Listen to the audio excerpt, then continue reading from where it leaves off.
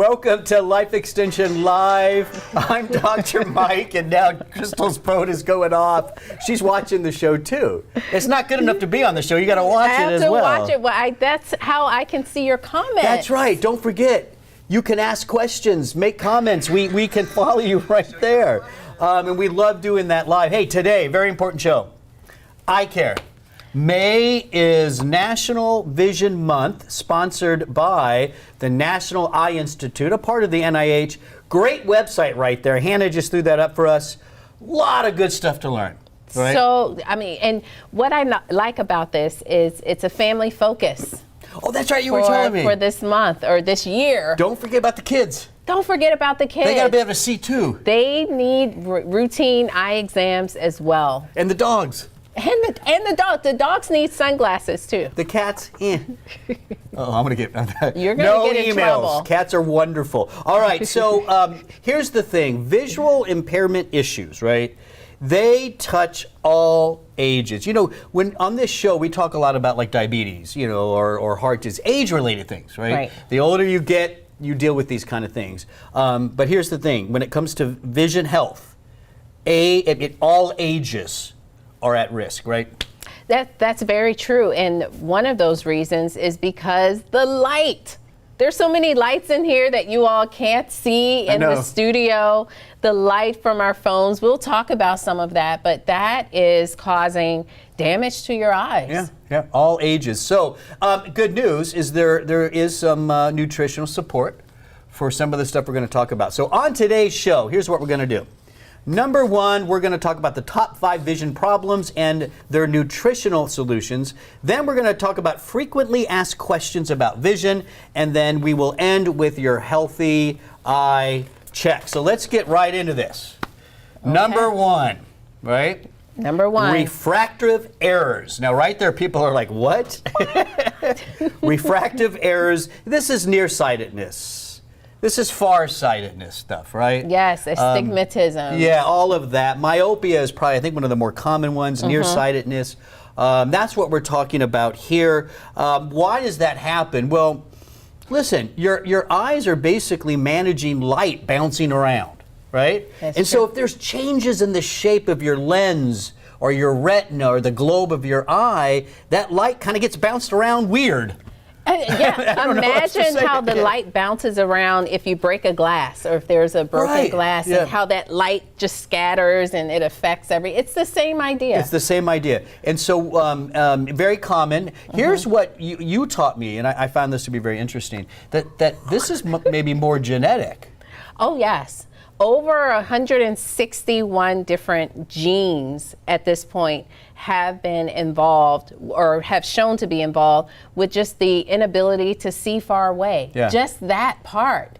161 genetic markers now, basically. Genetic markers, and that's a 2018 study. So we're still trying to just kind of figure out what's happening, what's causing some people's eyes to grow longer, what's causing the variations in the shape. Because that's what happens. The eye gets stretched a little bit, the globe gets stretched, the lens gets stretched. Take a camera, take that lens in the camera and try to stretch that lens. That's not going to look right when you try to take a picture. No. It's all kind of the same related thing. Interesting thing about maybe being outdoors more? Yeah, so that's one thing that the research is showing, and it links to the genetics of it, because we're finding spending time outdoors is potentially slowing down, or kids. We're talking about kids now. Kids are outside who spend more time outdoors are less likely to develop eye issues, like meaning not being able to see far away or nearsightedness. I'm interested. So those of you that are watching now, even if you're watching, because you know we promote the show, given our new studio and everything, right? We promote the show for like a good week after we go live. I'm curious if you've dealt with something like myopia, nearsightedness. how old were you when that happened? I'm kind of curious. Like, That's true. when do you start seeing these things really happening? I think it's in the teenage years. It's the teenage years, sometimes younger, up until around the age of 20 is when you start seeing that manifest. And I think that's where, the eye, the brain is still developing, and Stretching the eyes, it grows. Stretching the eyes. And so this whole idea that staying indoors and reading books, people used to say, oh, that's going to mess with your eyes. It's more the idea that you're not spending time outdoors. That's really interesting. Too much time in the books, not enough time Books are outside. good. We don't need emails about that either. Cats are good. Books are good. Now, it's genetic, it looks like. I mean, there's familial history with all this. So what can you really do nutritionally? I think you have an idea. Yeah, saffron. There's some promising research with saffron. In particular, a component from saffron called quercetin. Yeah. Or quercetin. Here we go. We always Tomato, go back tomato, and forth on pronunciations, but it's showing some promise in suppressing some of that difficulty seeing far away in children. Yeah. Orthokeratology. Ooh, that's cool, Dr. Mike. You guys ever hear that? Orthokeratology. Do you want to describe it? Or? I heard about this from when I was a corporate trainer, and there was a student who would wear these hard contacts. Yes, what they are. At night. Yeah. Yeah. They fit it. It's fit to your cornean lens, right? Mm-hmm. It's hard, and apparently it helps to kind of reshape a little bit better all of those important structures, so that when the light comes in, the light is managed properly. Yeah. So you wear them at night, and you don't have to wear glasses or contacts during the day. So, but you have to wear them every night. You can't stop, yeah, because it's like once all of those structures in the eye start to get a little wobbly and weird in shape, that's kind of like their baseline now. Yes. So they're always going to go back to that baseline. So something with these rigid lenses you have to wear all the time. Yeah. So it's for those individuals who may not want to get eye corrective surgery. Yeah. Talk to your doctor. Maybe this is an option for you. Right. But you have to wear them. You didn't want to do that, right? You wear them at night. Helps you see during the day. This would be an option for you. It's an option for me. I'm not a fan of the corrective surgery. All right, let's move on to problem number 2, age-related macular degeneration. This is the number one cause of blindness in the elderly. Yeah. I don't remember the age. I don't know if it's 75 or above or 80 or whatever it is, but it's the number one cause of blindness in the elderly. And what it is, your eyes are covered in the retinal cells. Those are the cells that are picking up the light. At the back of the retinal cells, there's this patch that's really dense. Yeah, it's dense with the cells, dense with a lot of antioxidants. It helps with that acute vision, and just over time, because of all that sunlight and blue light, the macula takes a hit. Lots of oxidative stress and inflammation, and those macular cells just break down, and now you start losing that acute vision. Yes, and you're finding what I love about this, and as a nutritionist, I'm like, this is where you see nutrition shine, because you find that those colorful fruit and vegetables, the yellows, the orange, the red, the green, that's why I wore this red dress today. Because it was a red pepper. I thought about red peppers and the antioxidants and those pigments, those carotenoids that you find in those veggies. They just have an affinity to that macula. So when Dr. Mike is talking about their density in those nutrients, that's what you're finding is those pigments. And you know what the pigments are doing? They are filtering out the blue light that's all around you. Yep. Yeah. And so they are protecting your eyes. It's like sunblock in the eye. Yeah. It's really kind of cool when you think. I like that. Yes. I almost it's like sunglasses in the eye. It's really yeah. So the yellows, the oranges, the reds, they look red and orange and all that because they're absorbing the blues and the purple lights, and they're reflecting the lighter colors. So any of those types of veggies, eat a lot of them. You need to. One stat shows that 70% of the population have scores, and we can kind of measure the amount of those pigments in the eye. And 78% of the population have scores so low that harmful light is reaching those photoreceptors. Yeah. So it's it's a reflection of the SAD diet. The sad American diet. Who would have thought it's causing eye problems? Well, even when you're eating the vegetables in the SAD world in America, we're cooking them to death. We're cooking all the antioxidants. Well, you're getting all worked up with this. I know. All of us, jeez. I get excited about my carotenoids. So key ones, you probably heard these before: zeaxanthin, lutein, right? Those are big ones. Beta carotene, vitamin A. Vitamin A, those are all big. So there we have squash. I guess that's butternut squash. Oh, that looks like butternut squash. Yeah, yes. That yellow, man. Zucchini. That's good. There's good carotenoids in there, so you want to eat those raw would be great. Don't overcook them because you're just going to leach out all of those good nutrients. And you can also do some supplements as well, right? Yes, and you're finding that the lutein and zeaxanthin, that may be new for some of you, new terms, but they're seem to be better than beta carotene. Yeah. That's what most people are familiar with. Yeah, so you want to look for a formula. If you're going to do a supplement formula, one that definitely has the lutein, the zeaxanthin, those kind of things, right? Okay. All right, so that's macular degeneration. Let's move on to cataracts.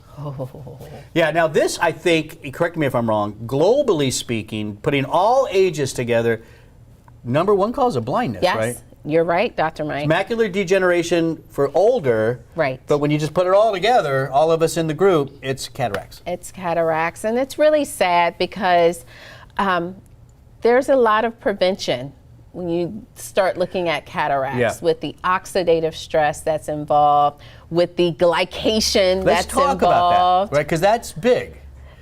It's relatively new, this understanding, right? That so basically you got a lens, and the lens is made of certain proteins and stuff like that. When those proteins get damaged, that's when the lens becomes opaque, like hard to see through, basically, right?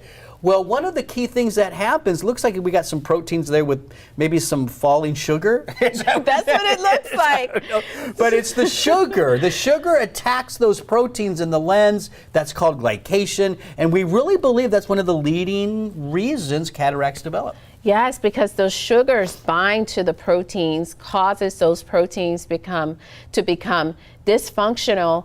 And so I think it's very simple. That's why I say it's kind of sad, because all the sugar that's in our diet, that we are eating day in and day out, that's in our condiments, that's in the drinks that we're drinking. It's all over the place. It's everywhere. You know what that picture looked like? Now I know what it reminds me of. Those falling sugar smack cereal.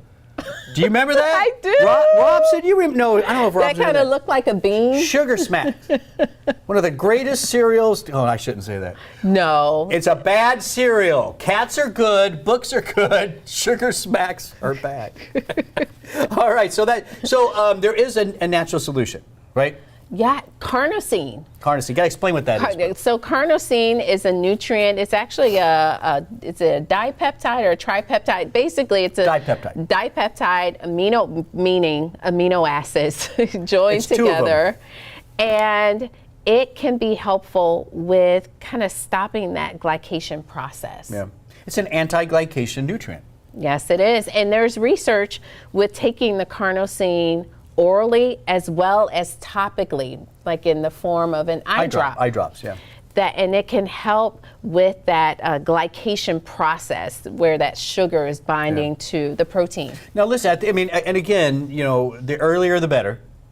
And that's why, and when we get to the checklist, we're going to talk about eye exams, how important they are. But if you start feeling like your lens is getting cloudy, whatever, start early these types of nutritional supports, right? Very, very, very true. All right, let's move on. Number 4, diabetic retinopathy.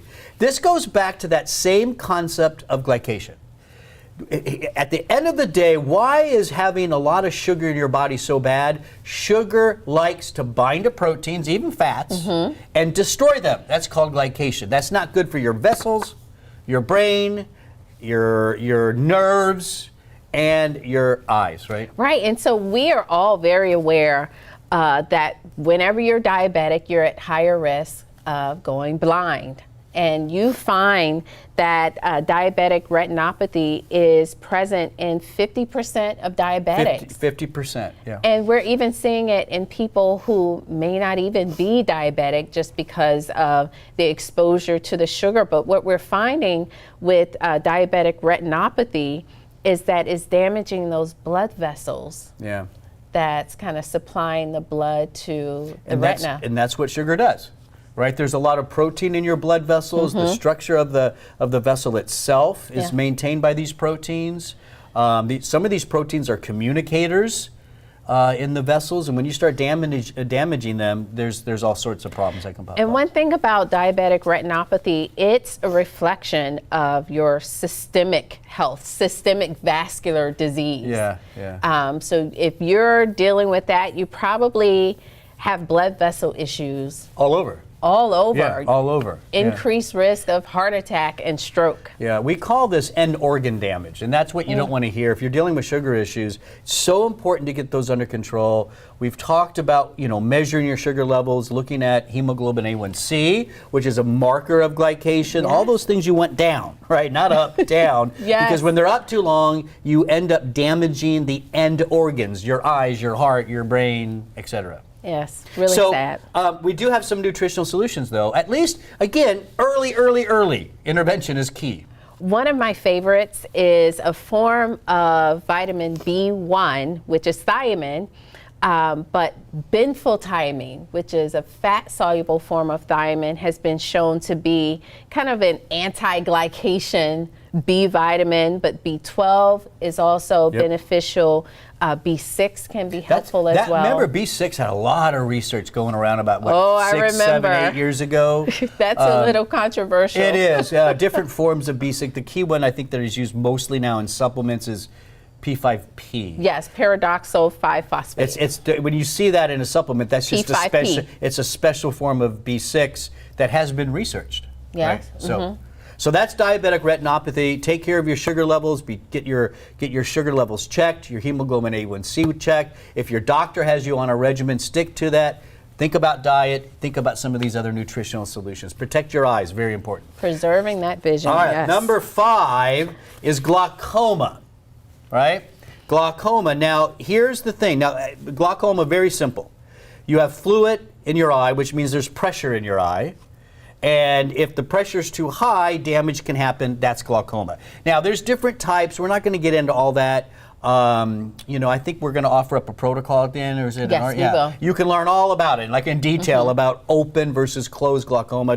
End of the day, it's too much pressure in your eye. Here's the reason glaucoma is kind of so devastating. It's the silent killer of the eye. You don't feel it at all. Until it's too late. Then you start noticing you got problems. Exactly. And the other part of that is researchers really haven't figured out a cause for glaucoma. We don't really know. Now, there's interesting new stuff linking the immune system, maybe bacterial infection. Again, I think it's interesting. A lot more research is needed. Yes. At the end of the day, we don't know why the eye pressure goes up, but there are some nutritional solutions, right? Yeah, in particular, a combination of French maritime pine bark and bilberry. Now, so bilberry, I think people have probably familiar with, right? I would think so. Well, it's a berry, so people will say, "Oh, okay, berry. It's a berry. I probably ate one before, right? The pine bark. That's the pycnogenol, right? That's how they probably heard of it. Potentially, may have heard of it in that way. But this combination is so exciting because of the research where it was combined with a typical prescription for glaucoma.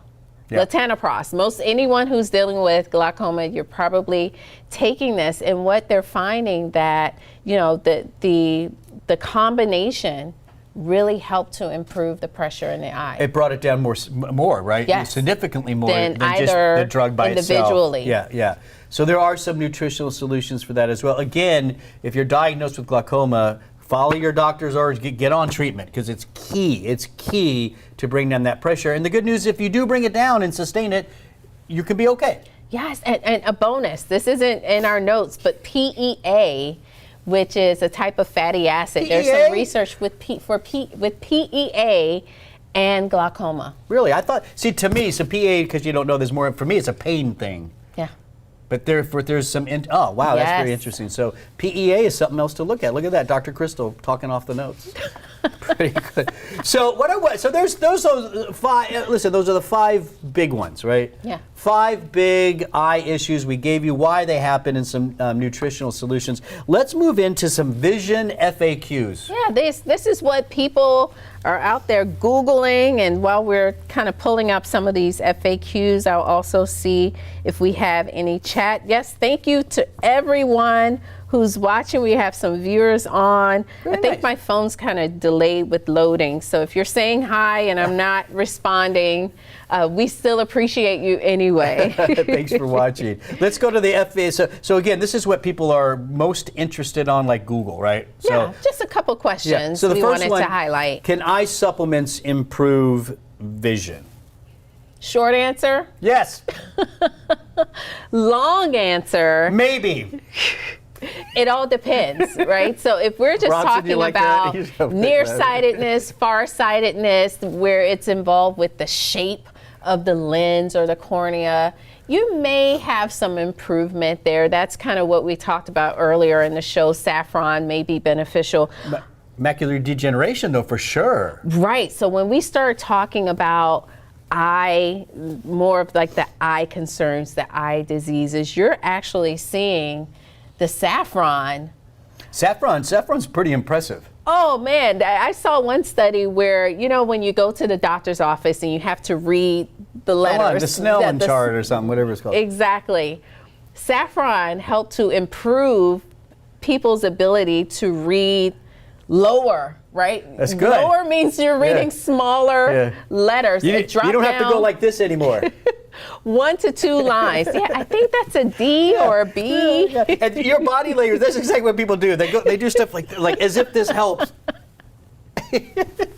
That's great. Yeah, saffron, and then you add that to the zeaxanthins and the luteins and the beta carotene. Yeah, there's a lot of evidence in the literature that those types of I call them pigmented antioxidants. Right. Can really help out. Even the bilberry, Bilberry, for night vision, yeah. and maki berry for night vision. Yeah, and they're all just protecting these very active cells called retinal cells, right?